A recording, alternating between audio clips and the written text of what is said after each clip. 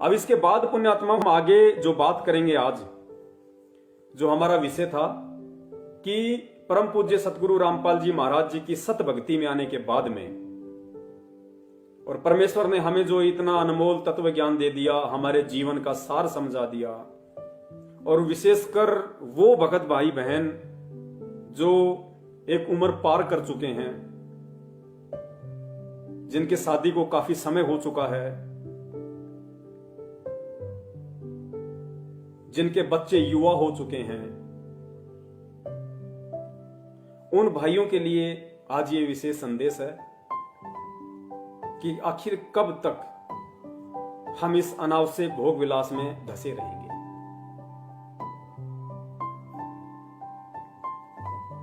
ये बहुत ही निंदनीय कर्म है, बहुत ही घटिया कर्म है, विशेषकर उन आत्माओं के लिए। और उस समय जबकि हम इतने वर्षों से परम पूज्य गुरुदेव की शरण में हैं, हमारे बच्चे हमारे सर के बराबर हो चुके हैं, उसके बाद भी यदि हम इस अनावश्यक भोग विलासिता में रत हैं, तो ये कहीं न कहीं गहनता से सोचने और विचार करने का विषय है। मैं ये नहीं कहूंगा कि आप इससे दूर हट जाइए, आप इससे दूर हो जाओ, आज के बाद नहीं इस प्रक्रिया में पांव धरना, ये दास नहीं कहेगा। सत्सेवकों का काम केवल संदेशा देना है ज्ञान आधार से, और संदेशा भी वही हम दें, वही हम दे सकते हैं, वही संदेशा देने के हम लायक हैं, अधिकारी हैं, जिस संदेश को सबसे पहले हम अपने ऊपर लागू कर सकें। वरना दास ने पहले ही बना दिया कि करनी तज कथनी कथे अज्ञानी दिन रात, कुत्ते ज्यों भोकत फिर सुनी सुनाई बात। दास कुत्ता श्रेणी में, कुत्ता क्रम में नहीं आना चाहता, इसलिए परमात्मा ने दास को हिम्मत दी, सद्बुद्धि दी, दास को प्रेरणा दी, जो आप जीव तक ये संदेशा पहुंचा रहा हूं। तो पुण्यात्माओं, अब इतना समय बीत जाने के बाद में, और ये भली बात समझ में आ गया कि भाई अनंत युग हो गए, करोड़ों जन्म हमारे मानव के हो गए, उनमें हमने राजाओं के जन्म भी लिए हैं, पूंजीपतियों के जन्म भी लिए हैं, और उन जन्मों में हमने कितनी भोग विलासिता की होगी, कितने कुकर्म किए होंगे, कितनी कितनी शादियां की होंगी, कितने कितने वर्षों तक हमारी आयु थी, फिर भी इस मन भड़वे की तृप्ति नहीं हुई। तो पुण्यात्माओं, अब इस परमेश्वर के मार्ग में आने के बाद, आज से पहले जो किया सो किया, लेकिन उसके बाद एक सोचने का विषय बनता है कि हम किस दिशा में बढ़ रहे हैं, फिर हम कब उस परमात्मा की प्राप्ति के लायक बनेंगे, कब हम उस परमात्मा के चरणों में एक भगत कहलाने के अधिकारी बनेंगे। देखिए, परमेश्वर की वाणी है कि कामी क्रोधी लालची इनसे भक्ति न होई, भक्ति करे कोई सूरमा जात वर्ण कुल खोई। पुण्यात्मा, ध्यान देना, एक एक वाणी परमात्मा की अनमोल है कि कामी क्रोधी लालची इनसे भक्ति न होई। कामी कौन? जो काम वासना से रत है, जो भोग विलासिता में रत है, वो कामी। क्रोधी, जिसका अपने काम के ऊपर कंट्रोल नहीं है, वो कभी भी अपने क्रोध के ऊपर, गुस्से के ऊपर कंट्रोल नहीं कर सकता। लालची, जो काम और क्रोध के ऊपर कंट्रोल नहीं कर सकता, वो आदमी कभी भी लालच से कंट्रोल नहीं कर सकता। तो कहते हैं कामी क्रोधी लालची इनसे भक्ति ना होई। भले ही वो परमात्मा की शरण में है, भले ही वो सतनाम का जाप कर रहा है, लेकिन वो सतनाम भी उस कामी क्रोधी लालची व्यक्ति के पाप कर्मों को उतनी तेज गति से और उस हिसाब से नहीं काटेगा जितनी तेज गति से इन क्रियाओं से दूर भगत का काटता है। फिर परमात्मा कहते हैं भक्ति करे कोई सूरमा। अब पुण्यात्मा, सूरमा कौन होगा? फिर भक्ति मार्ग में सूरमा वो होता है जो सहन करता है। काम वासना इतनी आसान चीज नहीं बताई गुरुदेव ने कि उसको चुटकियों में छोड़ दिया जा सकता है या उस पर इतना जल्दी कंट्रोल किया जा सकता है। लेकिन हाँ, परम पूज्य परमेश्वर सतगुरु रामपाल जी महाराज जी के इस मार्ग में सत भक्ति और सत मंत्रों के प्रभाव से, परमेश्वर से प्रार्थना करने से, दंडवत प्रार्थना करने से, भीख मांगने से परमेश्वर दया करते हैं और पूरे विश्व में यही एक भक्ति मार्ग है, यही एक भक्ति है, सतमंत्र हैं जिनके प्रभाव से इन तीनों पे कंट्रोल किया जा सकता है, इनको डाइल्यूट किया जा सकता है परमेश्वर के आशीर्वाद से, इनके प्रभाव को डाइल्यूट निष्क्रिय किया जा सकता है। हमारे ऊपर इन गुणों का, काम क्रोध लालच का वो अटैक नहीं हो सकता जो अटैक एक भक्तिहीन प्राणी पे होता है। तो परमात्मा ने बताया कि इस ज्ञान को आधार बना के, अपने सतगुरु पे विश्वास करके, सतगुरु से प्रार्थना करके, यदि तुम इस काम क्रोध लोभ लालच से हटने की कोशिश करोगे तो परमात्मा तुम्हें उसी तेज गति से सहारा भी देगा। और जो परेशानी तुम्हें आएगी, क्योंकि काल बहुत ज्यादा तरीकों से, जब आप एक बार अपने सतगुरुदेव जी के चरण कमलों में बैठ के उनसे अरदास करके, उनसे प्रार्थना करके कि हे परमपिता परमेश्वर, बहुत हो चुका है, अब आप ही की प्रेरणा से, आप ही ने ये सद्बुद्धि दी है इन चीजों से दूर हटने की, परमात्मा दास पे दया करना, दास अपनी तरफ से पूरी कोशिश करेगा, लेकिन हे परमपिता परमेश्वर, जब तक आप अपना पंजा इस दास के शीश पे नहीं रखोगे, तब तक परमात्मा मैं चाहे लाख कोशिश कर लूं, चाहे लाख मन बना लूं, मैं इन विकारों से दूर नहीं हट सकता। परमात्मा आपका आशीर्वाद, आपकी रजा विशेष है, इसके बिना संभव नहीं है। और पुण्यात्माओं, जब वो भगत ये प्रार्थना करके परमात्मा से और इस विरत की भोग विलासिता से, इस काम क्रोध से जब दूर हटने का मानस बना लेगा, तो पुण्यात्माओं फिर ये काल भगवान भी उन संचित कर्मों का दबाव उस भगत पे उतना ही ज्यादा डालेगा। उसके सामने ऐसी ऐसी परिस्थितियां खड़ी कर देगा, ऐसे ऐसे दृश्य उसके सामने खड़े कर देगा, ना चाहते हुए, कि इसको वो भोग विलासिता, काम वासना सताए, बार बार इसके दिमाग पे अटैक करे। आप मोबाइल में देखोगे, आपको ऐसे ऐसे चित्र, ऐसे ऐसे छोटे छोटे वीडियो आपको ना चाहते हुए दिखाई देने लग जाएंगे, विशेषकर उस समय के बाद जब आप इन चीजों से दूर हटने का मानस बना लोगे। काल उतना ही ज्यादा हमारे ऊपर हावी होगा। मार्केट में जा रहे हो, पता नहीं कैसे कैसे आपको दृश्य दिखा देगा, मोबाइल में कैसे कैसे दृश्य ना चाहते हुए भी आंखों के सामने आ जाएंगे। और भी बहुत सारे तरीके जो भी ये काल कर सकता है, उस तरीके से दबाव बनाने की कोशिश करेगा कि वापस इसी को उस गंदगी में धकेलूं, ये बाहर ना निकल जाए। और पुण्यात्माओं, उन परिस्थितियों में इस ज्ञान को आधार बना के, परमात्मा को पल पल अपने पास समझ के, उनका प्यार भरा पंजा अपने शीश पे समझ के, जब हम संघर्ष करेंगे, जब हम सामना करेंगे उनका, और जो दिक्कतें हमें आएंगी, जो पीड़ा हमें महसूस होगी, पुण्यात्मा, उसमें हमारा तप बनेगा। तप, क्योंकि गुरुजी ने बताया कि इस भक्ति में भी तप है। गुरुजी ने बताया, यदि ऐसी स्थिति में तुम्हारे सामने कोई परिस्थिति खड़ी होती है और तुम उसका सामना करते हो, संघर्ष करते हो, काल तुम्हें उस गंदगी में धंसाने की कोशिश करता है, और तुम परमेश्वर के ज्ञान को आधार बना के जब उसका सामना करोगे, तो गुरुदेव ने बताया कि वो तुम्हारा मानसिक तप होगा, क्योंकि काल मानसिक चोट करेगा। तो वो तुम्हारा मानसिक तप, और उस तप के बदले तुम्हारी भक्ति बन रही है। फिर गुरुदेव ने बताया कि जैसे तुम्हें कोई गालियां निकालता है, तुम्हें कोई बुरा भला कहता है, या तुम्हारे गुरुदेव को कोई बुरा भला कहता है, तो हो तो तुम भी जीव, पांचों विकार तुम्हारे अंदर भी हैं, तीनों गुण हैं। तुम्हारे को भी गुस्सा आएगा कि मेरे गुरुदेव के विषय में ऐसा कैसे बोल दिया इस नालायक ने। अभी बताता हूं इसको। तो पुण्यात्माओं, उस स्थिति में जब गुरुदेव के ज्ञान को आधार बना के, कि भाई गुरुदेव ने बताया कि आवत गाड़ी एक है, उल्टा होए अनेक, कहे कबीर ना उल्टी और रहे एक की एक।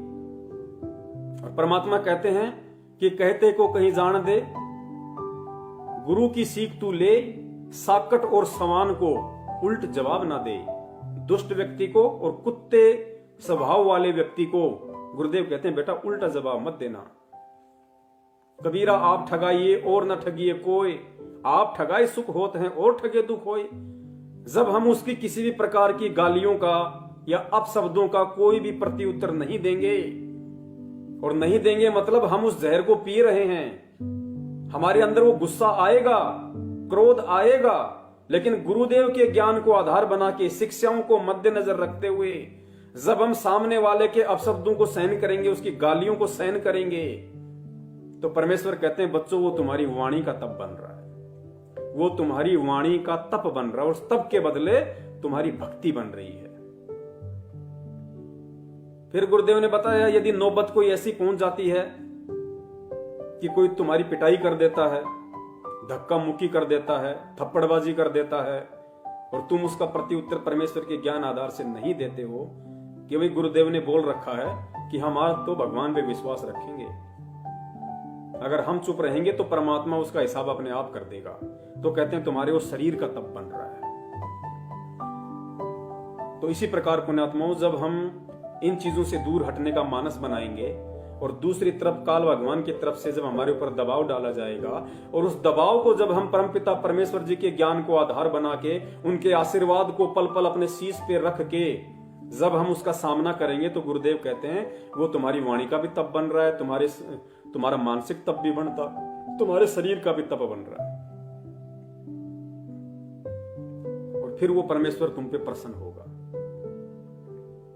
अब ये कहते हैं ना कि पवनदास कहता है कि गुरुदेव ने सारनाम नहीं दिया, सारनाम नहीं दिया। अरे गुरुजी ने तो सबको सारनाम दिया, रोहतक में भी हजारों को सारनाम दे दिया, ये कैसे कह सकता है कि गुरुजी ने अभी तक किसी को असली सारनाम नहीं दिया। पुण्यात्माओं, जिन जिन को ये सारनाम मिल चुका है, जो ये कहते हैं कि हमें गुरुदेव ने अपने मुंह से सारनाम दे दिया, या कोई ये कहता है कि हमें रोहतक आश्रम से सारनाम मिल गया, वो एक बार अपने अंदर झांक के देख लें कि काम, क्रोध, लोभ, लालच से वो कितने दूर हैं। 15-15 साल के बच्चे कहते हैं कि हमें सारनाम मिल गया। पुण्यात्माओं, ये विचार करने की बातें हैं ये, क्योंकि पुण्यात्माओं सतनाम से हमारे पाप कर्म क्षीण होते हैं। गुरुदेव ने बताया कि सतनाम तक की भक्ति से हमारे पाप कर्मों का सत्यानाश होता है, सफाया होता है। तो जो व्यक्ति अभी तक सतनाम की कमाई से, जिसकी सतनाम की कमाई उसको दिखाई नहीं दी, और दिखाई देने का मतलब क्या है, गुरुदेव ने बताया कि ये जो कामी, क्रोधी, लालची, ये जो काम क्रोध हैं, ये तुम्हारे सतनाम की कमाई से समाप्त होंगे। अगर तुमने इनके ऊपर विजय प्राप्त कर ली, विजय प्राप्त करने का मतलब आप दास का समझ सकते हैं कि जब तुम इन चीजों से पीछे हट जाओगे, परमेश्वर के ज्ञान को आधार बना के, तो सोचो तुम्हारा सतनाम तुम्हारे साथ है, तुम्हारे गुरु का आशीर्वाद तुम्हारे साथ है, तुम्हारा सतनाम काम कर रहा है। यदि तुम परमेश्वर की इस वाणी के अनुसार कि कामी, क्रोधी, लालची, इनसे भक्ति न होई, भक्ति करे कोई सूरमा, जात वर्ण कुल खोई, जब तुम इन विकारों पे परमेश्वर के आशीर्वाद से उस स्तर की विजय प्राप्त करके इनसे दूर हटके और सूरमा वाली स्थिति में आ जाओगे, या आ रहे हो धीरे धीरे, तो सोच लेना कि तुम्हारा सतनाम काम कर रहा है। और जब सतनाम के प्रभाव से ये सारे विकार, ये पाप कर्म हमारे क्षीण हो जाएंगे, उसके बाद फिर सार नाम दिया जाता है, उसके बाद फिर सार नाम दिया जाता है। तो जिन जिन लोगों को रोहतक से सार नाम मिला है, या सतलोक आश्रम बरवाला से गुरुदेव के द्वारा मिला है,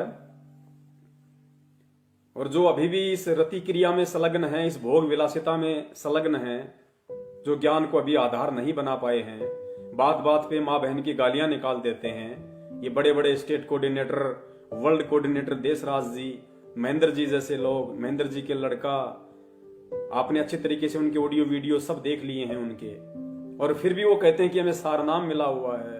नामदान केंद्र वाले हमारी माता बहनों को अकेले में छेड़ते हैं, फिर कहते हैं हमें सारनाम मिल गया।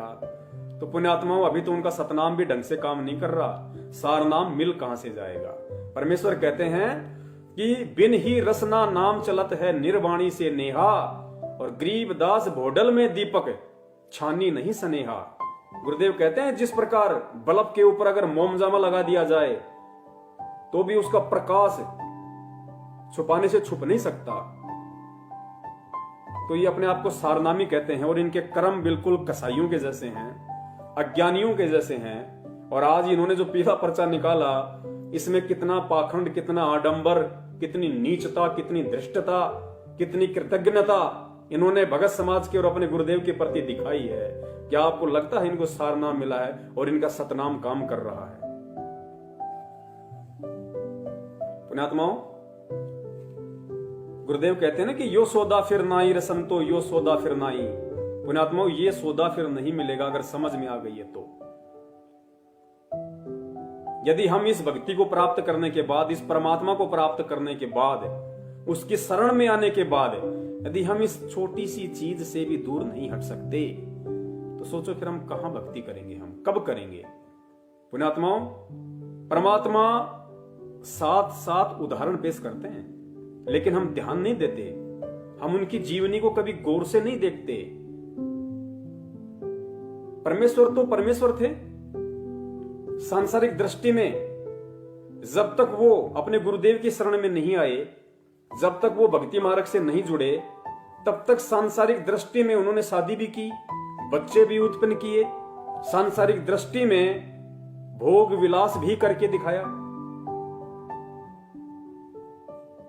लेकिन जैसे ही परमपिता परमेश्वर अपने गुरुदेव की शरण में आए तो पुण्यात्मा उसके बाद क्या उस परमपिता परमात्मा ने उस सांसारिक दृष्टि में कभी भोग विलास किया? क्या परम पूज्य सतगुरु रामपाल जी महाराज जी ने सांसारिक दृष्टि से 17 फरवरी 1988 के बाद भोग विलास किया? पुण्यात्माओं, यही एक उदाहरण है हमारे लिए और ये सोचने की बात है, ये अंडरस्टूड है। जब भगत इस भक्ति की गहराई में जाएगा, जब उसको अनुभव होगा कि मैं किसकी शरण में हूं, मेरे गुरु के रूप में कौन है और वो मुझे किस लिए और कहां से चल के लेने के लिए आया है, और उसने मुझे इस पूरे ब्रह्मांड की सबसे अनमोल वस्तु दे दी है, और अब की बार मेरा ये जीवन वट वृक्ष का अंतिम पत्ता है, अंतिम लीफ है। जब इतना यदि भगत को समझ में आ जाएगा तो पुण्यात्मा वो खुद विचार करना शुरू कर देगा कि परमेश्वर की वाणी है कि भग भोग्या भग उपजय। भग कहते हैं योनि को, स्त्री योनि को भग। परमेश्वर ने कहा कि भग भोग्या भग उपजय, और भग से बचा ना कोई, और जो कोई भग से बचे भगत कहावे सोए। तो पुण्यात्मा गुरुदेव की इस वाणी के अनुसार असल में भगत भी वो कहलाएगा। आज हम कह देते हैं पवन भगत, फलाना भगत, दिखना भगत, लेकिन भगत है कौन? असल में भगत कौन है कि भग भोग्या भग उपजय, कि हे नादान प्राणी, जब तक मेरी शरण में आने के बाद भी तू इस काम वासना में, इस रति क्रिया में, इस अनावश्यक भोग विलासिता में डूबा रहेगा, भग भोग्या भग उपजय, अगर तू इसी रति क्रिया में लगा रहा तो चाहे तू मेरे से कोई सा भी नाम प्राप्त कर ले, तुझे वापस भग से जन्म लेना पड़ेगा।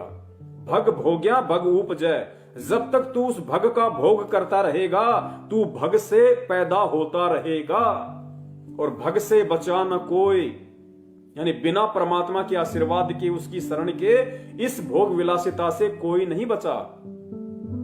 फिर कहते जो कोई भग से बचे, तो भग से कौन बचेगा? जो भगवान की शरण में होगा, जिसके ऊपर उसके गुरुदेव का पंजा होगा, जो सत भक्ति कर रहा होगा, जो साक्षात भगवान की शरण में होगा।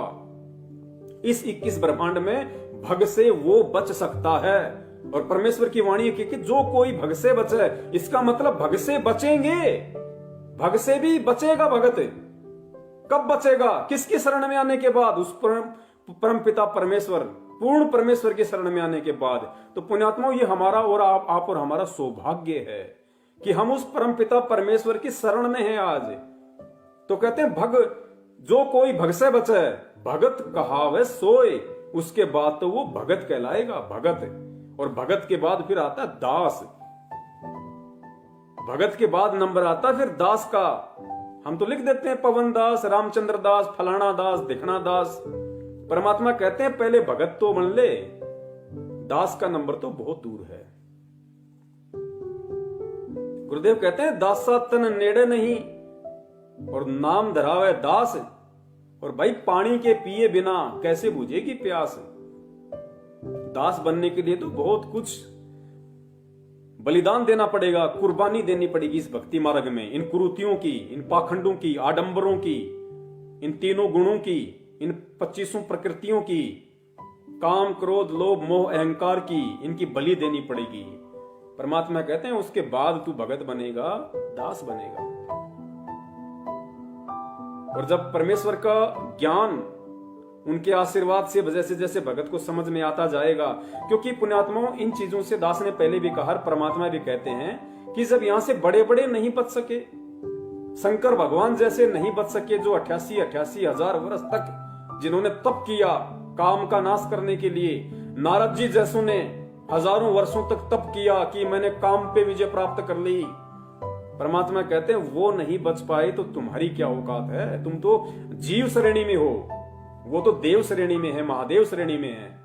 जब वो नहीं बच पाए तो इस काल बलि के लोक में तुम कैसे बच पाओगे इन सब चीजों से। लेकिन बच पाओगे क्यों? क्योंकि तुम पूर्ण परमात्मा की शरण में हो।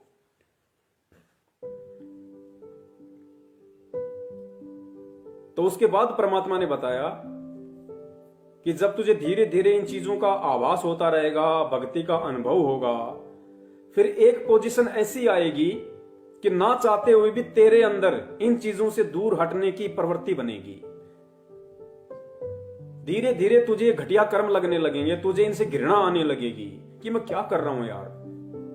इतना सब कुछ ज्ञान लेने के बाद परमात्मा, मैं कहता हूं कि मेरा भगवान अंतर्यामी है, मेरा परमात्मा मेरे हृदय में बैठा है, मेरे हृदय रूपी गुफा में परमात्मा बैठा है।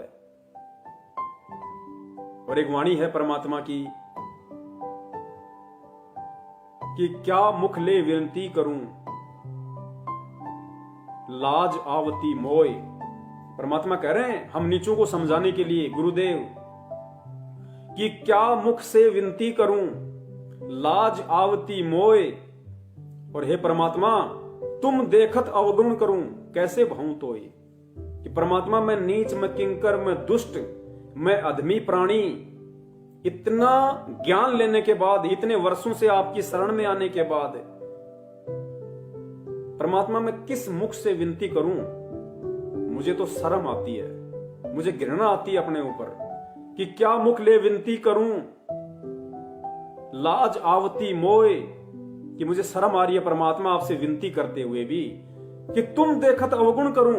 परमात्मा तुम अंतर्यामी, तुम सर्वद्रष्टा, तुम्हारे आंखों के सामने, तुम्हारे देखते देखते मैं सारे अवगुण कर रहा हूं। आज भी इतना ज्ञान लेने के बाद भी, आपकी इतनी रहम और दया प्राप्त करने के बाद भी, कि तुम देखत अवगुण करूं, कैसे भाऊं तोय। परमात्मा मैं आपको कैसे भाऊंगा, मैं आपको कैसे अच्छा लगूंगा। एक तरफ तो मैं कहता हूं कि अंतर्यामी एक आप, आत्म के आधार, जो तुम छोड़ो हाथ तो मुझे कौन उतारे पार। कि चीटी पायल बाजे पैर, साहिब सुनता है सब लहर।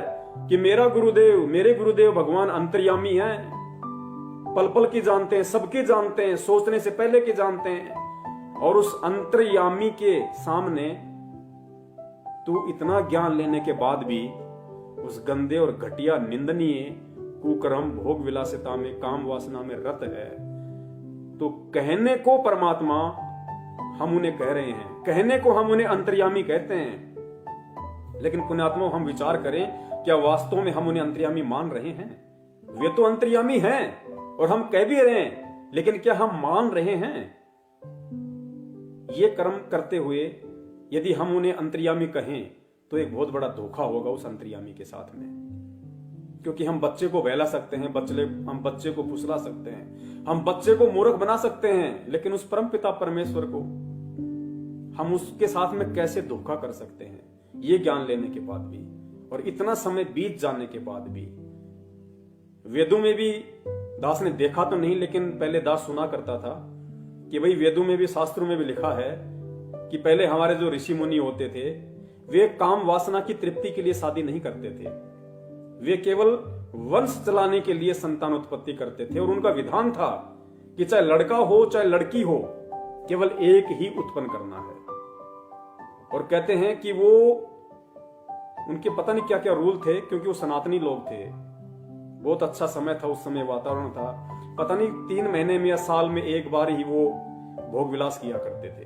3 महीने या साल में एक बार ही भोग विलास किया करते थे।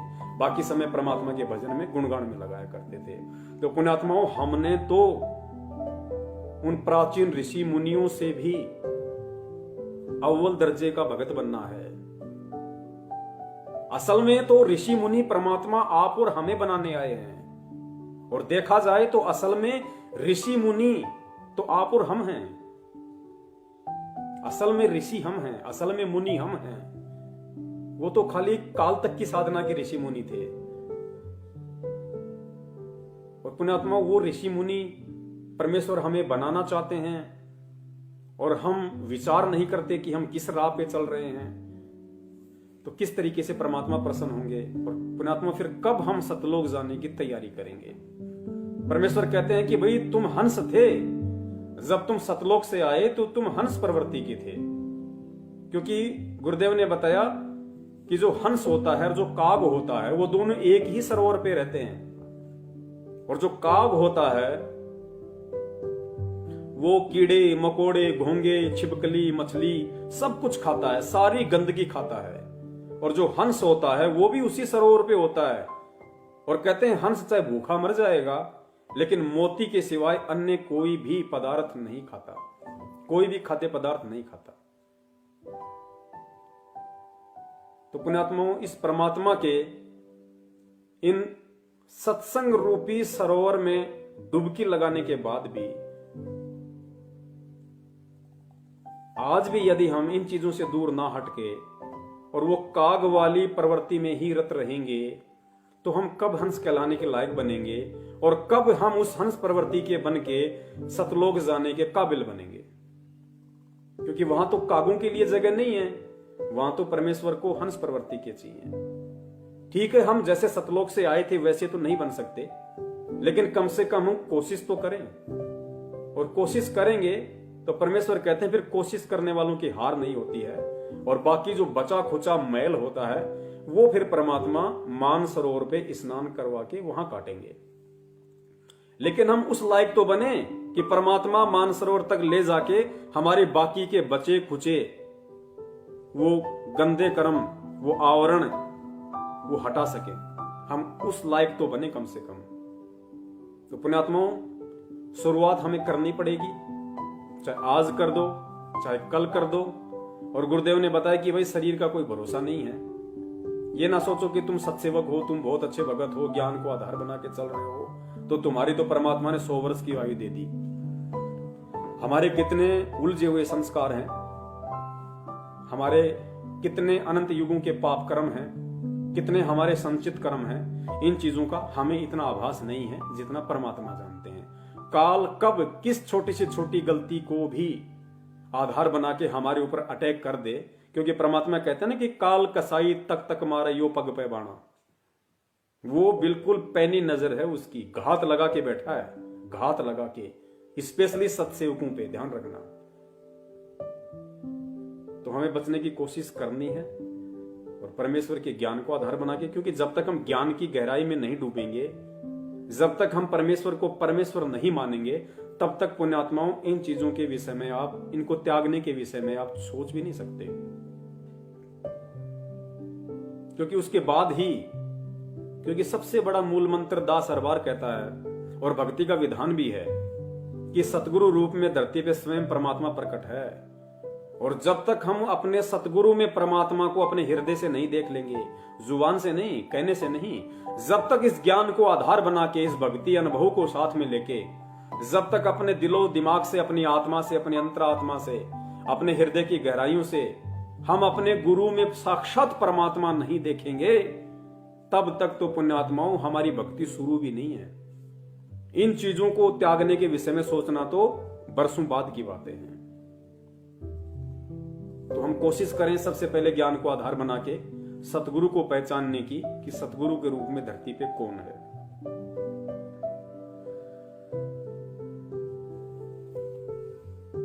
और भी बहुत सारी बातें हैं। परमात्मा ने ये जो 2 पुस्तकें हैं, एक गरिमा गीता की और दूसरी ज्ञान गंगा, इनमें भी परमात्मा ने काफी चीजें लंबे समय से भक्ति कर रही आत्माओं को समझाने के लिए लिखी हुई हैं, बशर्ते उनको गौर से देखने की जरूरत है। ये अपने मुरादाबाद से पवन दास जी हैं, उन्होंने आज से 2-3 दिन पहले इस चीज को ग्रुप में डाला था। तो परमात्मा ने दया करी उनके ऊपर, जो इन्होंने, क्योंकि वो निमित्त बने, परमात्मा ने उनको निमित्त बनाया। देखो पुण्यात्मा, दास के पास में कोई मटेरियल नहीं है।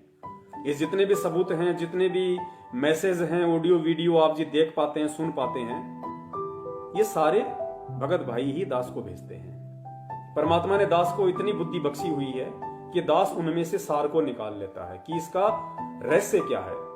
इस ऑडियो वीडियो के माध्यम से परमात्मा सत्संगों को निमित्त बना के संगत तक क्या मैसेज पहुंचाना चाहते हैं, वो सद्बुद्धि परमात्मा ने अपने सत्संग बच्चों को दी हुई है। उस आधार से दास ये ऑडियो वीडियो मैसेज बना पाता है। और न पुण्यात्मा, दास की औकात नहीं है, दास को अच्छे से पता है अपनी औकात का। तो ये जो ज्ञान गंगा पुस्तक है, इसके पेज नंबर 5 पे जब आप जाएंगे तो परमात्मा ने कितना गहरा रहस्य इसमें दिया हुआ है। ये हमने विचार करना पड़ेगा इन बातों पे।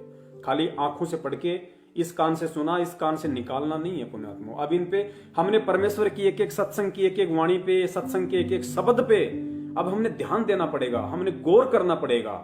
क्योंकि पुण्यात्माओं, परमेश्वर का एक भी शब्द अनायास नहीं होता है, निरर्थक नहीं होता है, मिथ्या नहीं होता है, फालतू टाइम पास के लिए नहीं होता है। परमात्मा अगर नॉर्मल तरीके से भी कोई बातें बोल रहे हैं तो उनमें भी गहरा संदेश है, उसको ढूंढने की जरूरत है। तो ज्ञान गंगा पुस्तक का पेज नंबर 5 आप जी भी देख सकते हैं। इसमें नीचा लिखा है, दुराचार करना कितना पाप है। दुराचार करना कितना पाप है। दुराचार का मतलब होता है भोग विलास। पर द्वारा स्त्री का खोले, 70 जन्म अंधा हो डोले। पूज्य कबीर परमेश्वर जी ने बताया कि जो व्यक्ति किसी पर स्त्री के साथ दुष्कर्म करता है वह तो 70 जन्म अंधे का जीवन भोगता है। बुद्धिमान व्यक्ति ऐसी आफत कभी मोल नहीं लेता, मूर्ख ही ऐसा कार्य करता है। जैसे आग में हाथ डालने का अर्थ है मौत मोल लेना। जैसे कोई व्यक्ति किसी अन्य के खेत में बीज डालता है तो वह महामूर्ख है। बुद्धिमान व्यक्ति ऐसा कभी नहीं कर सकता। वैश्यागमन को ऐसा जानो जैसे कुर्डियों पर गेहूं का बहुमूल्य बीज का थैला भरकर डाल आए। ये क्रिया बुद्धिमान व्यक्ति नहीं कर सकता। या तो महामूर्ख या शराबी निर्लज अर्थात घंड व्यक्ति ही किया करता है।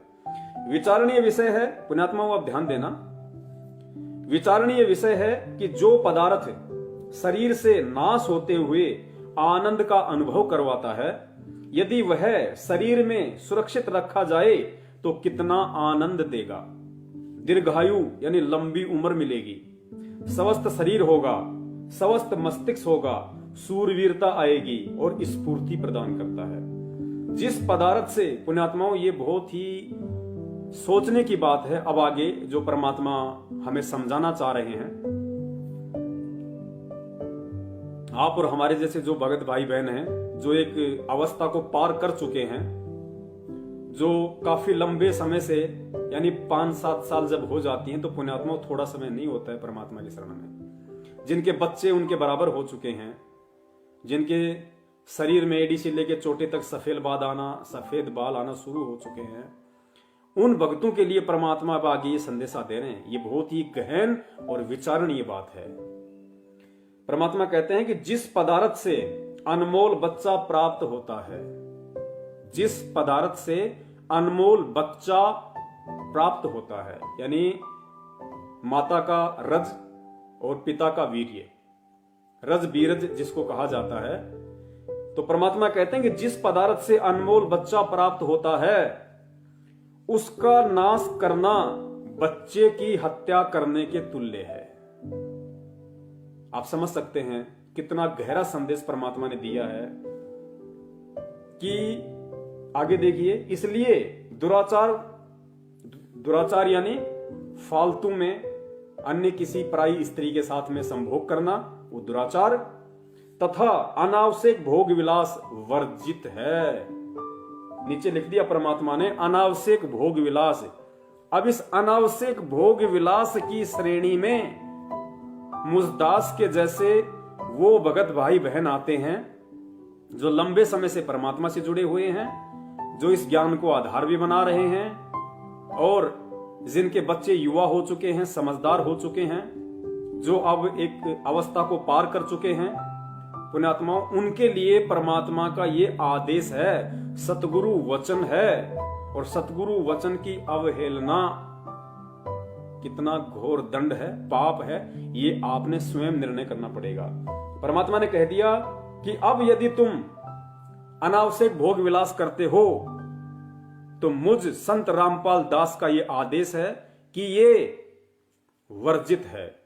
अनावश्यक भोग विलास वर्जित है। पेज नंबर 5 पे पढ़ लेना। और ऊपर परमात्मा ने स्पष्ट कर दिया कि जिस पदार्थ से अनमोल बच्चा प्राप्त होता है उसका नाश करना बच्चे की हत्या के तुल्य है। तो पुण्यात्माओं, अब हमें इस व्यर्थ की भोग विलासिता से कोई संबंध नहीं रखना चाहिए। यदि अब भी इतने लंबे समय के बाद भी, इतने ज्ञान ग्रहण करने के बाद भी, इस अवस्था को पार करने के बाद भी, यदि हम आज भी गुरुदेव के वचन के विपरीत इस अनावश्यक भोग विलास जो वर्जित बताया है, यदि हम इसमें धसे पड़े हैं, तो गुरुदेव कह रहे हैं कि जब जब तुम भोग विलास करोगे तो ये समझ लेना तुम एक आत्मा की हत्या कर रहे हो, तुम एक बच्चे की हत्या का पाप अपने सिर पर रख रहे हो। क्योंकि गुरुदेव ने स्पष्ट कर दिया कि जिस अनमोल पदार्थ से बच्चा उत्पन्न होता है उस पदार्थ को फालतू में वेस्ट करना, यानी अनावश्यक भोग विलास करना, बच्चे की हत्या करने के तुल्य है। और पुण्यात्माओं, भगत हत्या नहीं कर सकता, भगत अपने ऊपर हत्यारे का कलंक नहीं लगवा सकता। आज से पहले हो सकता है आप और हमारे नजर में ये पॉइंट नहीं आया हो, हमने गुरुदेव के इस सत्संग की इस वाणी को इतनी गहनता से नहीं लिया हो, लेकिन पुण्यात्माओं, जब ठीक का समय आता है और जिस भगत की वो अवस्था, क्योंकि परमेश्वर को पता है ये संदेशा परमात्मा ने आज से पहले क्यों नहीं दिलवाया, क्योंकि आज से पहले तो दास ही उस रति क्रिया में संलग्न था, उस भोग विलासिता में डूबा हुआ था। और जब काफी समय से परमेश्वर ने दास पे दया की, दास को परमात्मा ने दूर रखा, सोचने पे विवश किया, मजबूर किया, भोग विलास के बाद में ऐसा मन हो जाता था कि परमात्मा डूब के मर जाऊं, लेकिन काल फिर प्रेरणा कर देता था। फिर परमात्मा से प्रार्थना की, मालिक से, परमेश्वर ने दया की और मालिक ने प्रेरणा की कि बेटा थोड़ी हिम्मत तू रख, थोड़ी हिम्मत मैं दूंगा तेरे को। फिर परमेश्वर की वाणी याद आई कि परमेश्वर कहते हैं कि जय तू चाले एक कदम मैं चालूं कदम 60। परमात्मा अपने भगत से कह रहे हैं कि हे भगत, हे मेरी आत्मा, अगर तू अच्छाई के लिए, सतलोक प्राप्ति के लिए यदि तू एक कदम आगे बढ़ेगा तो मैं 60 कदम चलूंगा तेरे साथ, तेरे 60 कदम आगे मिलूंगा मैं।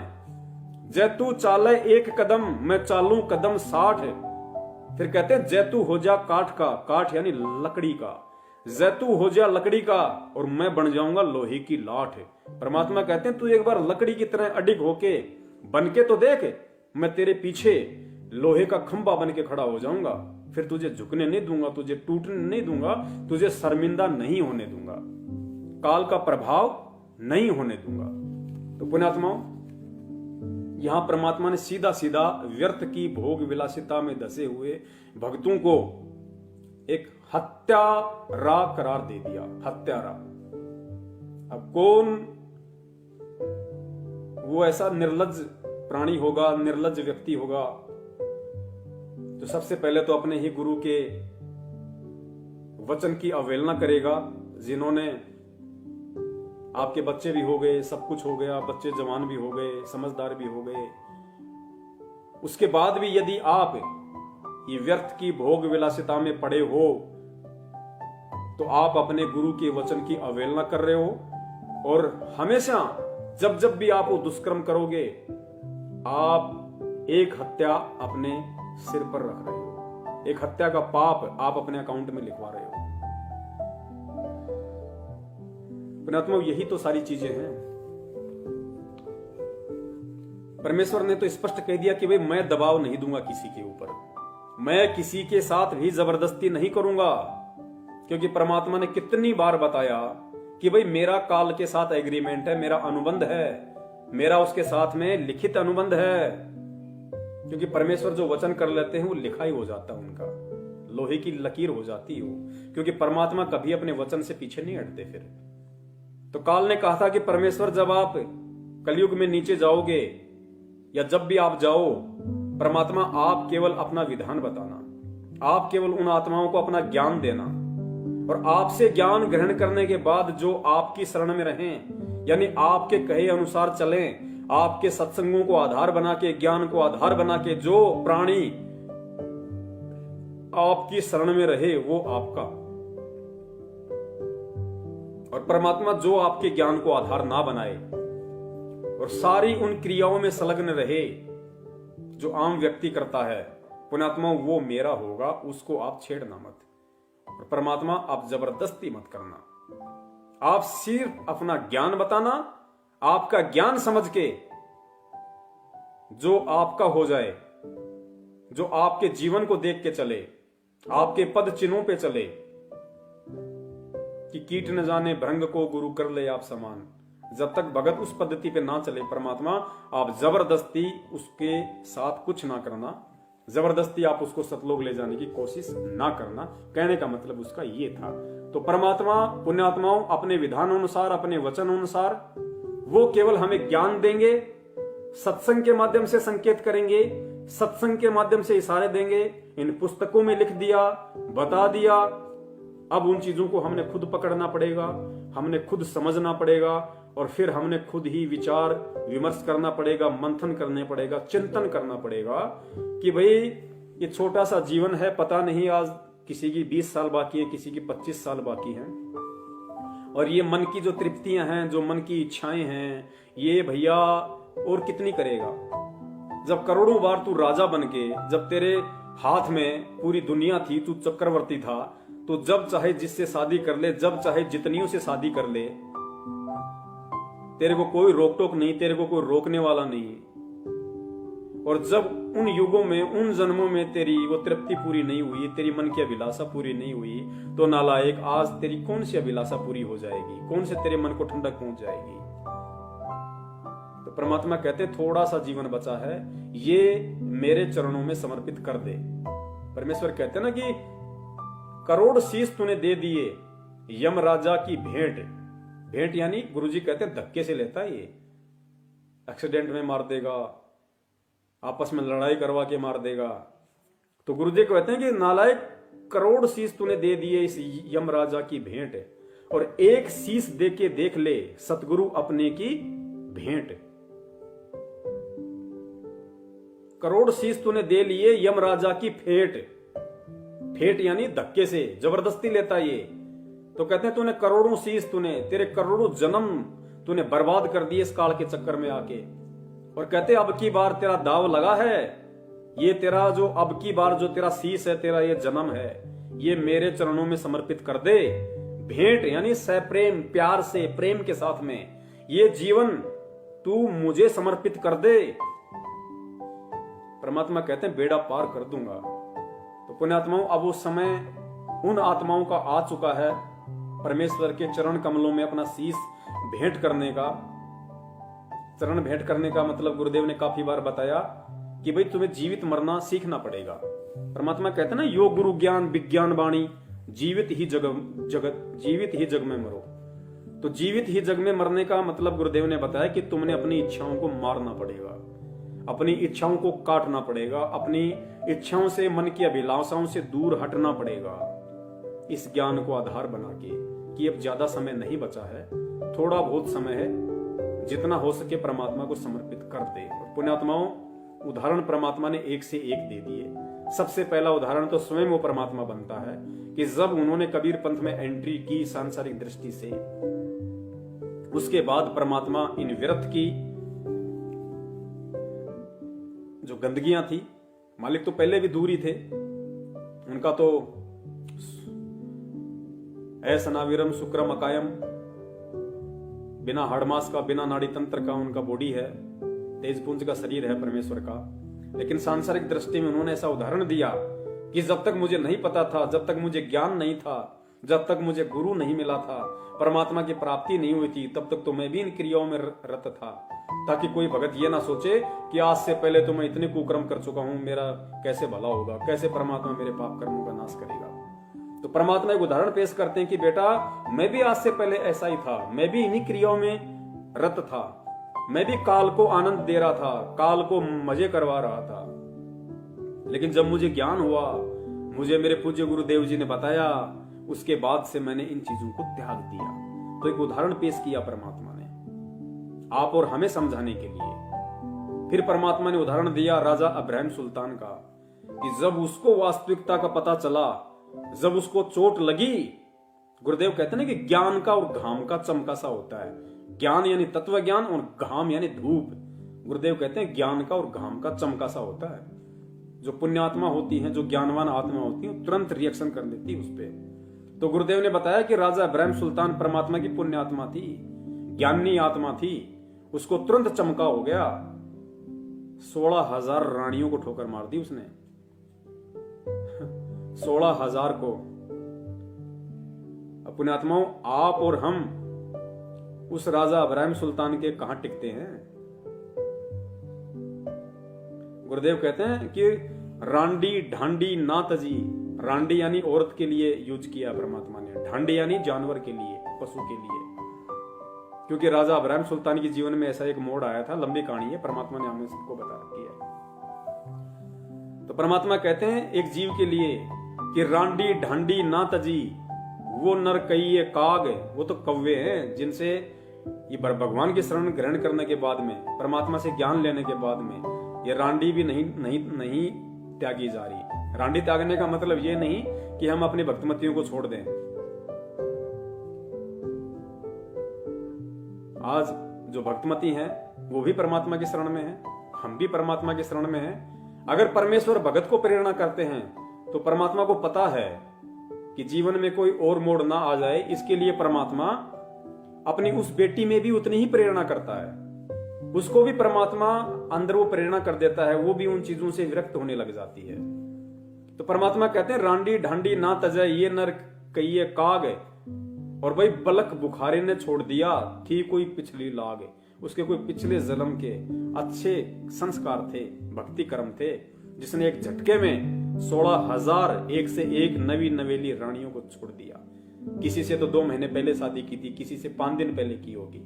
परमात्मा ने कहा कि उसने जब उस पुण्यात्मा को ज्ञान हुआ, उसको ये झटका लगा कि नादान कहां अपना जीवन बर्बाद कर रहा है, कहां काल को मजे लुटवा रहा है, कहां उसका भोजन तैयार कर रहा है सूक्ष्म रूप में, ये वासना रूपी गंदगी इकट्ठी करके। परमात्मा कहते हैं 16,000 रानियों को मुंह काला करके निकल गया। अब पुण्यात्मा, हम अपना विचार कर ले अब कि उस समय उस पुण्यात्मा ने, क्योंकि ना तो मोबाइल थे, ना टीवी था, ना रेडियो था, ना चिप थी, ना परमात्मा जा जाके इतने सत्संग करते थे। पुण्यात्मा, उसके बावजूद भी उन आत्माओं में भक्ति की इतनी अलख लगी, इतनी जागरूकता आई उनके अंदर परमात्मा प्राप्ति की। राजा भी वो, गुरुदेव कहते हैं जब वो हाथी पे बैठ के सज धज के अपने सवारी के साथ चलता था, तो ऊपर जो देवताओं का राजा इंद्र है वो भी गर्दन नीची कर लेता था, वो भी शर्मा जाता था कि भाई इतने ठाट बाट, इतने भोग विलासिता के साधन, इतने मौज मस्ती के यंत्र तो मेरे पास भी नहीं है जितने बलक बुखारे के बादशाह के पास है। और वो पुण्यात्मा एक झटके में और ठोकर मार के चल दिया उसके। पुण्यात्माओं, अब हमने खुद इन चीजों पे विचार करना पड़ेगा। और दूसरी बात परमात्मा ने एक और कही हमारे को कि जब तुम इस भक्ति की गहराई में जाओगे पुण्यात्माओं, फिर तुम चिंतन करो, कभी बैठा करो, सोचा करो, कभी परमात्मा के सत्संग सुनने से नहीं, चाहे सत्संग सुनो थोड़ा, लेकिन थोड़े पे फिर चिंतन करो, मनन करो, विचार करो कि परमात्मा इस सत्संग के माध्यम से हमें क्या संदेशा देना चाहते हैं, क्या समझाना चाहते हैं।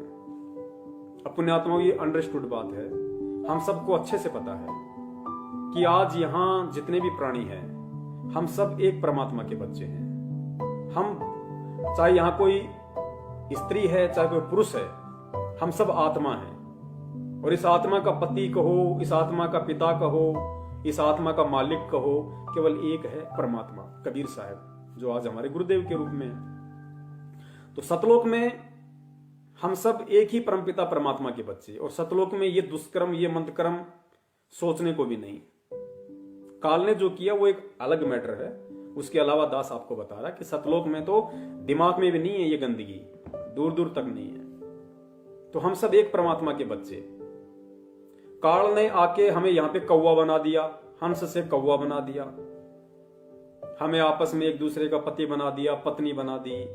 इतना घोर अन्याय हमारे साथ इसने कर रखा है कि हो सकता है आज जो मेरी माँ है, इस सांसारिक दृष्टि में जो मेरी माता है, क्या पता इस काल ने पिछले जन्म में मेरी औरत बना रखी, और आज जो मेरी बीवी है, मेरी पत्नी है, क्या पता पिछले जन्म में वो मेरी बेटी थी।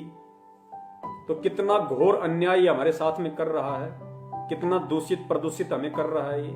ये सारी जानकारी आज गुरुदेव ने आके दे दी। और फिर पुण्यात्माओं, गुरुदेव कहते हैं कि जब तुम्हें इस बात का मालूम पड़ जाएगा, जब तुम अंदर से इस चीज को अनुभव करोगे कि भाई तूने भी नाम ले रखा और तेरी पत्नी ने भी नाम ले रखा। नाम किससे ले रखा? गुरुजी से। तो गुरुजी तेरे क्या? बाप। और तेरी पत्नी का क्या?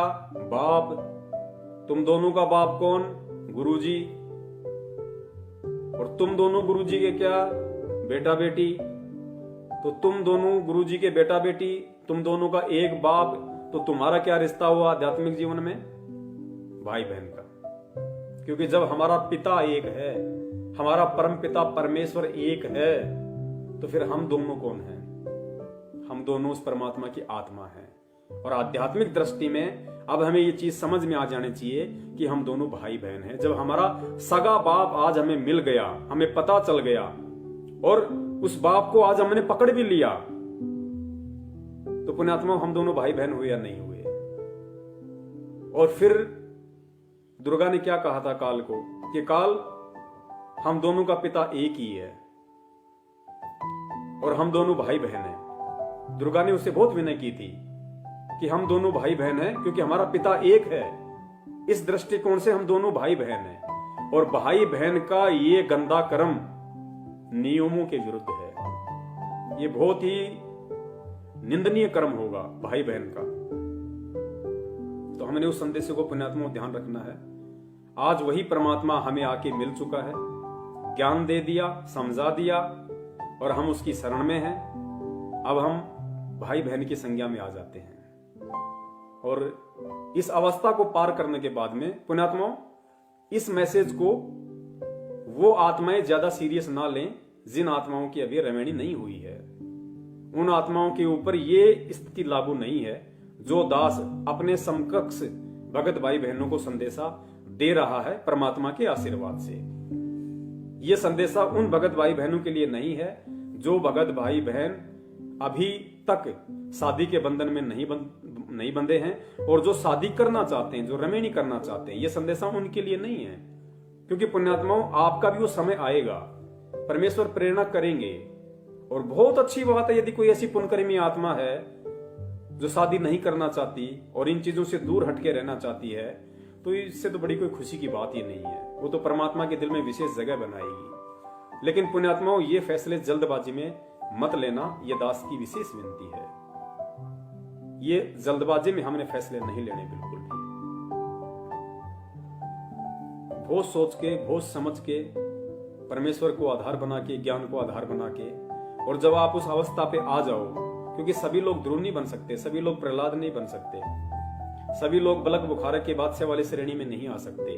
एक समय आएगा, यदि हम परमात्मा की शरण में आ गए हैं, हम यदि उनकी भक्ति मर्यादा में रह के कर रहे हैं, तो वो समय आएगा, वो सबका समय आएगा। तो समय के अकॉर्डिंग, क्योंकि कुछ तो शरीर की जो व्यवस्था है वो भी वैसी हो जाती है, आदमी थोड़ा निष्क्रिय हो जाता है, निढाल हो जाता है। कुछ परमात्मा का ज्ञान इतना हैवी है कि वो इन विकारों के ऊपर कंट्रोल करना शुरू कर देता है, और कुछ वो अवस्था ऐसी होती है आदमी को खुद इन चीजों से घृणा होने लग जाती है। तो सारे जोड़ जुगाड़ मिलते हैं तभी वो आत्मा इन चीजों से हटने के विषय में सोच सकती है, वरना नहीं सोच सकती। और अंत में दास का निवेदन है, आपने इस पुस्तक में देख लिया कि ज्ञान गंगा में परमेश्वर ने जिस तरीके से हमें समझाने की कोशिश की है। फिर यह पुस्तक गरिमा गीता की है, इसमें भी दास आपको थोड़ा सा दिखा देता है। गरिमा गीता का पेज नंबर 187 पेज नंबर 187 है गरिमा गीता की। अपने आत्मा देखो, इसमें भी परमेश्वर ने कितने प्यार से, कितने अच्छे तरीके से भक्त को समझाया है। यहां पे जिक्र चल रहा है इस कथांग में कि काशी में हमारी जो बहन थी, जो गणिका, जो पहले सुप्रसिद्ध वेश्या थी, और जब वो सत्संग में आने लगी तो लोग उसके साथ में घृणा करने लगे, नादानी की, अज्ञानता के चलते, कि तू तो प्रसिद्ध वेश्या है, तेरा तो नाम बर्बाद है, तू तो ऐसा घटिया काम करती है, ऐसा मंदा कर्म करती है, ऐसा गंदा कर्म करती है, तू सत्संग में आने के लायक नहीं है। तो परमेश्वर ने समझाया उन आत्माओं को, बाकी आत्माओं को, कि भाई चाहे कोई कितना ही बड़ा दुराचारी हो, कितना ही कुकर्मी हो, अगर वो भक्ति करने की सोचता है तो वो महात्मा की श्रेणी में आता है। तुम उसको फिर उस नजर से देखने के अधिकारी नहीं हो। अगर देखते हो तो तुम दोषी हो परमात्मा के। और परमात्मा ने उन भक्तों को फिर समझाने की चेष्टा की कि अगर तुम इस वजह से तुम उसको मंदे कर्म वाली मानते हो, या तुम उनको हे दृष्टि से देखते हो कि ये तो वैश्या है, ये तो वैश्यागमन करता है, ये ऐसा करता है, तो तुम क्या हो? भक्ति में आने के बाद भी तुम क्या हो? तो उनके लिए परमात्मा ने संदेशा दिया है। कबीर कुष्टी हो वे संत बंदगी कीजिए, हो वैश्या के विश्वास चरण चित दीजिए। फिर आगे परमेश्वर ने क्या वाणी लिखी है, पुण्यात्मा ध्यान देना। कबीर आग पराई आपनी, हाथ दिए जल जाए। गुरुजी कहते हैं कि बेटा आग, अग्नि, चाहे अपनी हो, चाहे पड़ोसी की हो, या चाहे किसी दूसरे की हो, अग्नि का स्वभाव है हाथ जलाना। तो परमेश्वर कहते हैं कबीर आग पराई आपनी, चाहे पराई हो चाहे अपनी हो, हाथ दिए जल जाए। फिर मालिक ने क्या संदेशा दिया कि नारी पराई आपनी, नारी औरत, चाहे अपनी हो चाहे पराई हो, चाहे तुम अपनी औरत के साथ में भोग विलास करो या चाहे पराई औरत के साथ करो, नारी पराई आपनी, पर से सर्वस जाए। इतना गहरा संकेत परमात्मा ने दे दिया है। भावार्थ में गुरुदेव लिखते हैं, यदि कोई कुष्ठ रोगी गुरुजी से दीक्षा लेकर भक्ति कर रहा है तो उससे घृणा न करना, उसको भक्तों वाला सम्मान प्रणाम करके दीजिए। यदि कोई वैश्या भी गुरुजी से दीक्षा लेकर साधना करती है तो उसको सम्मान से प्रणाम कीजिए। ऐसा करने से उसका मनोबल बढ़ेगा तथा बुराई करने से संकोच करेगी और सुधर जाएगी। कबीर परमेश्वर जी ने कहा, यदि आप वैश्या तथा दुराचारी को इसलिए हे समझते हो कि वे पर स्त्री तथा पर पुरुष से भोग विलास करते हैं, यानी अगर आप किसी वैश्या को या किसी दूसरी औरत के साथ में गमन करने वाले व्यक्ति को यदि आप इसलिए हे दृष्टि से देखते हो कि ये तो दुराचारी है, दूसरों की औरतों के साथ ऐसा कुकर्म करता है, या ये औरत वैश्या है, ये दुराचारणी है, तो परमात्मा कहते हैं आप अपनी विवाहित पत्नी से भोग विलास करते हैं और अपने को उनसे श्रेष्ठ मानते हैं। तो ये विचार करो कि स्त्री मिलन करने से सब भ्रष्ट हो जाते हैं। पुण्यात्माओं, ये भक्तों के लिए परमात्मा समझा रहे हैं, उन भक्तों के लिए जो अब उस अवस्था को पार कर चुके हैं, जिनके बच्चे समझदार हो चुके हैं, या ना हो तो भी बड़ी बात नहीं, बच्चे ना हो तो भी बड़ी बात नहीं। यदि स्त्री मिलन करने से, तो ये विचार करो, यदि स्त्री मिलन करने से सब भ्रष्ट हो जाते हैं तो आप भी तो स्त्री या पुरुष से मिलन करते हो। जैसे अग्नि अपनी हो चाहे अन्य की, यदि हाथ दोगे तो जलाएगी ही। अपनी अग्नि कोई बचाव नहीं करती, अर्थात भगत होने के बाद यदि आप अपनी पत्नी से भी, ये दुराचार की श्रेणी में आ जाता, अगर यदि आप अपनी पत्नी से भी भोग विलास करते हो तो परमात्मा कहते हैं जिस प्रकार अपनी खुद की अग्नि भी आपका बचाव नहीं कर सकती, उसी प्रकार यदि हाथ दोगे तो जलेगी, अपनी अग्नि कोई बचाव नहीं करती। इसी प्रकार विचार करना, इसी प्रकार विचार कर अपने अपने अपने कर्मों को देखो तथा दूसरे से उसके बाद फिर दूसरे से कहो। आगे परमात्मा कहते हैं व्यभिचार यानी दुराचार वह है जिसमें स्त्री पुरुष स्वयं की इच्छा से मिलन करते हैं। व्यभिचार और दुराचार गुरुदेव ने बताया कि जो स्वयं की इच्छा से संभोग करते हैं, यानी जिनकी शादी नहीं हुई, जैसे आजकल लिव इन रिलेशनशिप का जो चल रहा है, जो अपने आप को शिक्षित कहते हैं, जो बाहर पढ़ते हैं या कहीं भी रहते हैं, नौकरी करते हैं, और शादी से पहले जो आपस में एक कमरा लेके रहते हैं, आपस में फिर कहते हैं लव इन रिलेशनशिप या लिव इन रिलेशनशिप। शादी से पहले का जो अपना भोग विलास करते हैं, उसके लिए परमात्मा ने कहा कि ये दुराचार की श्रेणी में आता है। आप शादी से पहले, रमणी से पहले किसी भी औरत के साथ में लिव इन रिलेशनशिप वाला संबंध स्थापित नहीं कर सकते, भोग विलास नहीं कर सकते। यदि करते हो तो वो दुराचार की श्रेणी में आता है, व्यभिचार की श्रेणी में आता है, वेश्या की श्रेणी में आता है, जो प्रत्येक सभ्य समाज की प्रतिष्ठा के विरुद्ध है। यह बलात्कार नहीं है, व्यभिचार कहा जाता है। यह मानव समाज पर कलंक है। और बलात्कार वो है जो किसी लड़की या स्त्री को उसकी सहमति के बिना बलपूर्वक संभोग पुरुष द्वारा किया जाता है, वो नारी के लिए अभिशाप है, समाज के लिए अति पीड़ादायक तथा शर्मनाक है, जो क्षमा के योग्य नहीं है। उसे दंडित किया जाना चाहिए। सुधरने के लिए भी सजा के दौरान अपने विचारों की पुस्तक तथा सत्संग सुनाए जाए। उस व्यक्ति को चाहिए कि अपनी गलती को सार्वजनिक करे, जिसे समाज के अन्य सिरफिरों को नसीहत लगे, उसकी रूह कांप जाए, उसको पता चले कि जरा सी चूक से जीवन नष्ट हो जाता है। समाज में स्वयं को मुंह दिखाने के लायक रहता नहीं, माता पिता, भाई बहन तथा कुल के लोगों का भी सिर शर्म से नीचा कर देता है। समाज में उसका जीना दुश्वार हो जाता है। तो पुण्यात्माओं, अब इतने संकेत, इतने संदेश परमात्मा ने दे दिए कि कबीर आग पराई आपनी हाथ दिए जल जाए कि है नादान प्राणी। जिस प्रकार अग्नि चाहे अपनी हो चाहे दूसरे की हो, अगर हाथ दोगे तो जलोगे ही जलोगे, ठीक इसी प्रकार चाहे तू जगत है चाहे तू भगत है, नारी पराई आपनी परसे यानी संभोग किए सर्वस जाए। तेरी सारी, तू जितनी भक्ति करता है ना, तेरी सारी भक्ति पे तू खुद ही पानी फेर देता है। तो पुण्यात्माओं, इससे गहरा संदेश, इससे बड़ा संदेश ये परमेश्वर ने असीम दया की, और दास इसको संदेश को अपने भगत भाई बहनों तक इसीलिए पहुंचाने के काबिल बना है कि परमात्मा ने दास से और अपनी भक्तमती के साथ में एक भाई बहन का रिश्ता परमात्मा ने कायम करवाया। और परमात्मा ने हम दोनों आत्माओं के अंदर ये प्रेरणा की, क्योंकि जब हम ये घटिया कर्म करते थे तो पुण्यात्माओं हम अंदर से मतलब सुखी नहीं होते थे, हमें बहुत ही निंदनीय लगता था, लेकिन काल प्रेशर की वजह से हम पीछे नहीं हट पा रहे थे। लेकिन काफी समय से परमेश्वर ने दया की, बहुत ही विचार किया, विमर्श किया कि भाई अब जीवन का लक्ष्य है क्या। ना हम कोई पैसे के पीछे भग रहे, ना हम कोई मकान के पीछे भग रहे, ना हम कोई गाड़ियों के पीछे भग रहे, ना हम कोई राजा मंत्री बनने के पीछे भग रहे। हमारा मकसद क्या है, हम देखे तो सही कि हम कहां खड़े हैं। हम आज यहां हैं, 2 महीने बाद कहीं और जाके मकान ले रहे हैं, फिर कहां भग रहे हैं। ना हमारा कुछ आगे, ना हमारा कुछ पीछे। मकसद क्या है हमारा?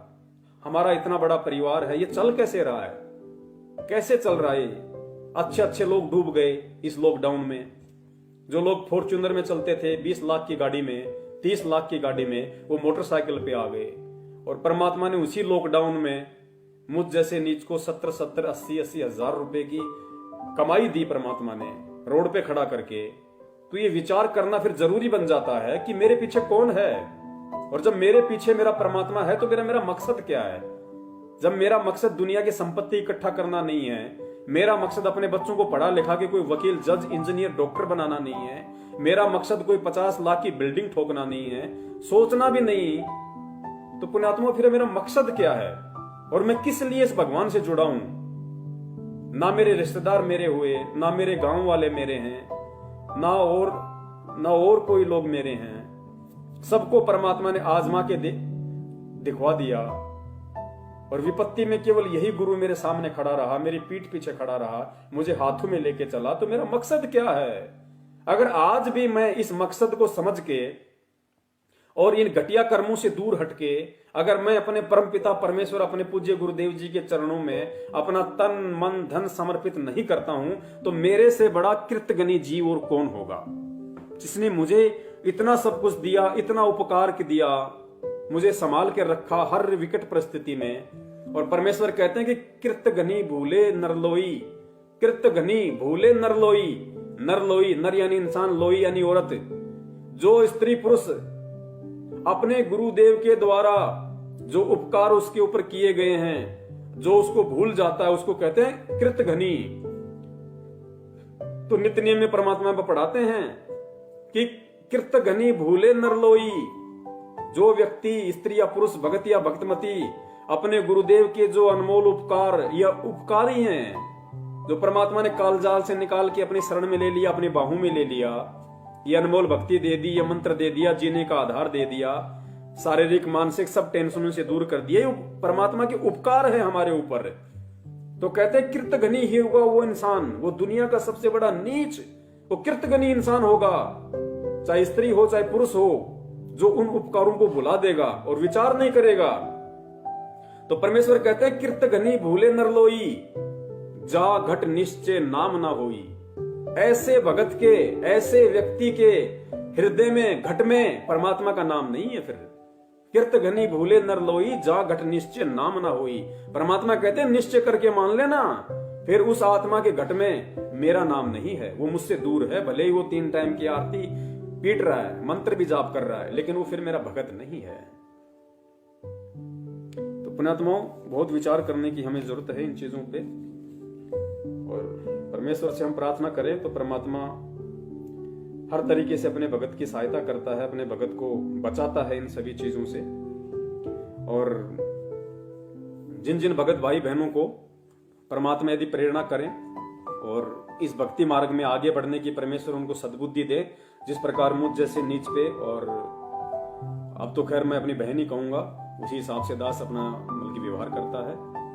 और मालिक से दया करूंगा कि परमात्मा अन्य जो विकार हैं उन पे भी आप, हम दासों पे, अपने बच्चों पे आप दया करो, हम उनसे भी दूर हटें धीरे धीरे, क्योंकि हमें हंस बनना पड़ेगा अंत में। और जब तक हम हंस बनने की तरफ नहीं बढ़ेंगे, तब तक हमारे भक्ति करने का, अपने आप को भगत कहलाने का कोई औचित्य नहीं रह जाता है। और जिन आत्माओं को परमात्मा प्रेरणा करें, जो स्वयं भी इन चीजों को फेस करने के लिए, ये संघर्ष करने के लिए, सूरवीरता की तरफ अग्रसर होने के लिए जो आत्माएं तैयार हो चुकी हैं, जिनको लगता है कि वास्तव में ये तो ऐसा घटिया कर्म है जैसे एक हत्या के बराबर, और गुरुदेव ने स्पष्ट कर भी दिया है, तो वो पुण्यात्मा बहुत सोच समझ के परमेश्वर से प्रार्थना करके फैसला लेना शुरू करें। क्योंकि पुण्यात्माओं, यही साध संगति का एक मकसद है, और ऐसा ही समाज परमात्मा तैयार करना चाहते हैं। परमात्मा ऐसे ही बच्चों को तैयार करना चाहते हैं सतलोक के लिए। क्योंकि फिर अगर भक्ति करते करते यदि हम जगत वाले सारे कर्म कुकर्म करते रहेंगे, फिर हंस में और कौवे में डिफरेंशिएट कौन करेगा? कैसे पहचान होगी कि कौन कौवा है, कौन हंस है, कौन बगुला है? क्योंकि होते तो दोनों एक जैसे हैं। अब जैसा मेरे जो भगत भाई बहन हैं, जो वो दिखाई देते हैं 4 हाथ पैर के, आंख नाक कान, वैसे ही जगत वाले हैं, वो भी इंसान हैं, उनका भी यही रूप है, कोई गोरा है कोई काला है। तो पहचान कैसे होगी कि कौन बगुला है कौन हंस है? पहचान उसके कर्मों से होगी, उसके नियमों से होगी, उसकी मर्यादाओं से होगी। तो पुण्यात्माओं, अब समय ज्यादा नहीं बचा है, और हमने बहुत सोच समझ के अब इस भक्ति मार्ग पे अपने आप को भगत बनाने की दिशा में आगे बढ़ाना है, और तभी वो परमात्मा हमसे प्रसन्न होगा, हमसे खुश होगा। 650 साल पहले हमने यही तो गलती की थी कि हम परमात्मा को पहचान नहीं पाए, तो हम इन सब चीजों से दूर हटके और हम परमात्मा को प्रसन्न नहीं कर पाए। और जब परमात्मा ही प्रसन्न नहीं होगा, फिर हमारे काम कैसे बनेंगे?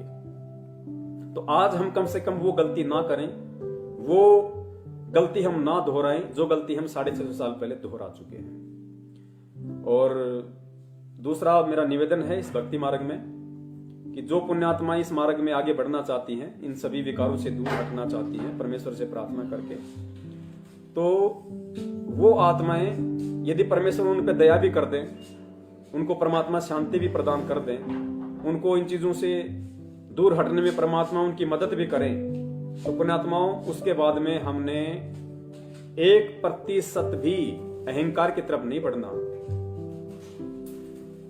अगर हम अहंकार की तरफ बढ़े या हमारे अंदर इन चीजों को लेकर अहंकार उत्पन्न हो गया, तो गुरुदेव ने एग्जाम्पल भी साथ साथ दे रखे कि बेटा शंकर भगवान ने 88,000 वर्ष तक यही तपस्या की थी काम को काबू करने की, और उसको लगा कि मैंने तो कामदेव पे कंट्रोल कर लिया। और काल भगवान ने क्या किया, आप सबको अच्छे से पता है गुरुदेव ने क्या बताया और क्या उसकी हालत हुई। फिर नारद जी ने भी हजारों साल तपस्या करके सोचा मैंने तो कामदेव पे विजय प्राप्त कर ली। उस काल भगवान ने विष्णु रूप धारण करके ऐसा नदी में डुबकी लगवाई, जब वापस बाहर निकला तब तक 72 संतानें पैदा करके निकला था बूढ़ी होके। तो इस भक्ति मार्ग में अहंकार का, क्योंकि गुरुदेव की वाणी भी है कि आधीनी के पास है पूर्ण ब्रह्म दयाल, और मान बड़ाई मारियो बेअदबी सिरकाल। जो बेअदबी इंसान होता है, जो अहंकारी इंसान होता है, उसके सिर पे काल होता है। और आधीनी के पास है, यानी भगत आधीन, उसके पास है पूर्ण ब्रह्म दयाल।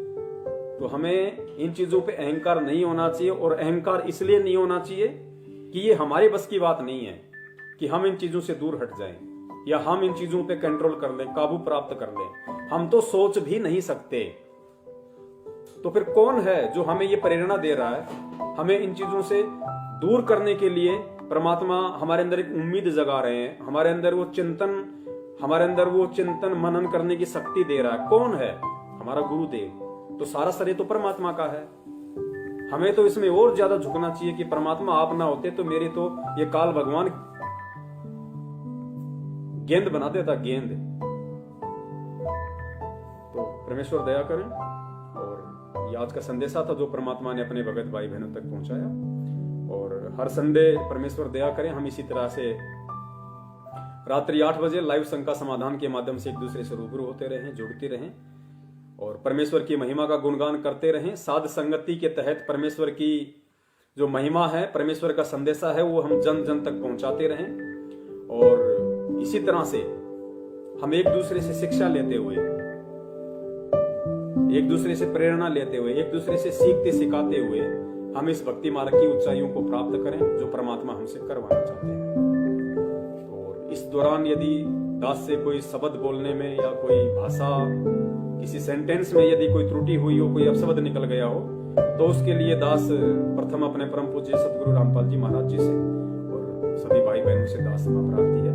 दास को नादान और तुच्छ प्राणी समझ के क्षमा करे, और यदि कोई गलती है तो आगे से दास उस पर ध्यान रखेगा।